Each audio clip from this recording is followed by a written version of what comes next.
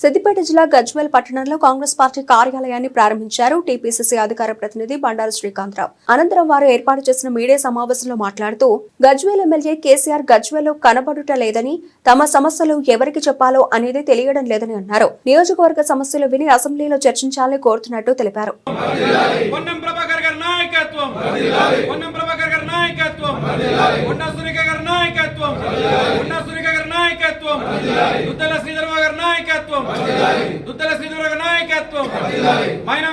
మా ఒక కార్యాచరణని ముందుకు తీసుకుపోయేటువంటి ఒక శ్రీకారాన్ని చుట్టాం.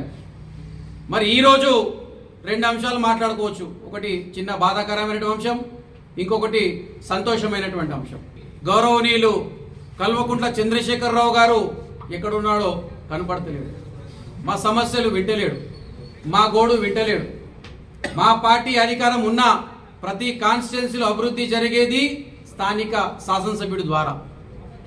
మరి ఈ సంవత్సరం కాకుండా గత 10 సంవత్సరాల నుంచి ఎవ్వరికీ అందుబాటులో లేకుండా, ఏ కార్యకర్తకు అందుబాటులో లేకుండా, మరి ముఖ్యంగా వాళ్ళ శాసనసభ్యులకు అందుబాటులో లేకుండా, వాళ్ళ మంత్రులకు అందుబాటులో లేకున్నటువంటి మాజీ ముఖ్యమంత్రి గారికి ఇప్పటికైనా దయచేసి గజ్వేల్ ప్రజలు చేసుకున్న పాపమో పుణ్యమో నువ్వు రా, మా సమస్యలు విను, మా ఒక్క దీన్ని అసెంబ్లీలో కాదు అంటే దయచేసి రిజైన్ అన్న చేయి.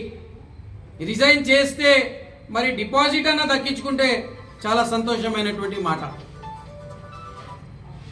మరి సంతోషమైనటువంటి విషయాల్లోకి పోతే ఎన్నో విషయాలు ఉన్నాయి. దాంట్లో కొన్ని మా అందరం పంచుకుందాం.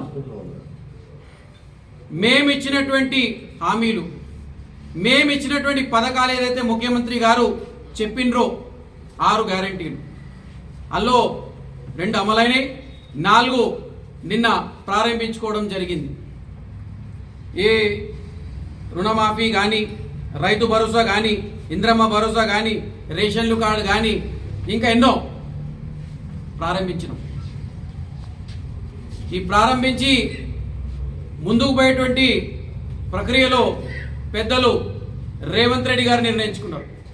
రేవంత్ రెడ్డి గారి లక్ష్యం, ఉద్దేశం ఏకైక లక్ష్యం, మరియు మహేష్ గౌడ్ గారి లక్ష్యం ఏకైక ఉద్దేశం ఏంది?